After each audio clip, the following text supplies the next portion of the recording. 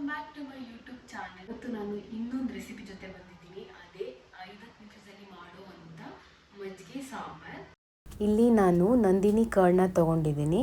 ಅದನ್ನು ಒಂದು ಮಿಕ್ಸಿ ಜಾರ್ಗೆ ಹಾಕ್ಕೊಂಡು ಅದಕ್ಕೆ ನಾನು ಅರ್ಧ ಲೋಟ ನೀರನ್ನ ಸೇರಿಸ್ಕೊಂಡು ಅದನ್ನು ಗ್ರೈಂಡ್ ಮಾಡಿ ಮಜ್ಜಿಗೆ ಮಾಡ್ಕೊತೀನಿ.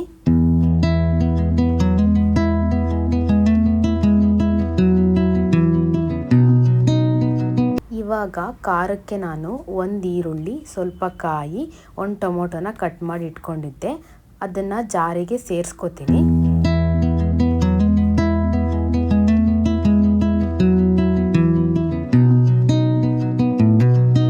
ಅದಕ್ಕೆ ನಾನು 1/2 tablespoon chilli powder, 1 tablespoon coriander ಪೌಡರ್ನ ಹಾಕ್ಕೋತಿದ್ದೀನಿ. ಮತ್ತು ನೀರು ಎಷ್ಟು ಬೇಕೋ ಅಷ್ಟನ್ನ ಹಾಕ್ಕೊಂಡು ಗ್ರೈಂಡ್ ಮಾಡಿ ಎತ್ತಿಟ್ಕೋತೀನಿ. ಒಂದು ಪ್ಯಾನ್ಗೆ ಆಯಿಲ್ನ ಹಾಕಿ ಗ್ರೈಂಡ್ ಮಾಡಿ ಇಟ್ಕೊಂಡಿರೋ ಅಂಥ ಪೇಸ್ಟ್ನ ಸೇರಿಸ್ಕೊಂಡು ಅದಕ್ಕೇ ಅರ್ಧ ಲೋಟ ನೀರನ್ನ ಹಾಕ್ಕೊಂಡು ರುಚಿಗೆ ತಕ್ಕಷ್ಟು ಉಪ್ಪನ್ನ ಹಾಕಿ ಮಿಕ್ಸ್ ಮಾಡಿ ಬಾಯ್ಲ್ ಆಗಕ್ಕೆ ಬಿಡ್ತೀನಿ. ಇವಾಗ ಬಾಯ್ಲ್ ಆಗ್ತಾ ಇದೆ. ಅದಕ್ಕೆ ನಾನು ಆವಾಗಲೇ ರೆಡಿ ಮಾಡಿ ಇಟ್ಕೊಂಡಿರೋ ಅಂಥ ಮಜ್ಜಿಗೆನ ಸೇರಿಸಿ ಮಿಕ್ಸ್ ಮಾಡಿ ಒಂದು 10 ನಿಮಿಷ ಮತ್ತೆ ಕುಕ್ ಆಗಕ್ಕೆ ಬಿಡ್ತೀನಿ. ಇವಾಗ ಸಾಂಬಾರು ರೆಡಿಯಾಗಿದೆ. ಪ್ಲೇಟಿಗೆ ಸರ್ವ್ ಮಾಡ್ಕೊಳ್ಳೋಣ.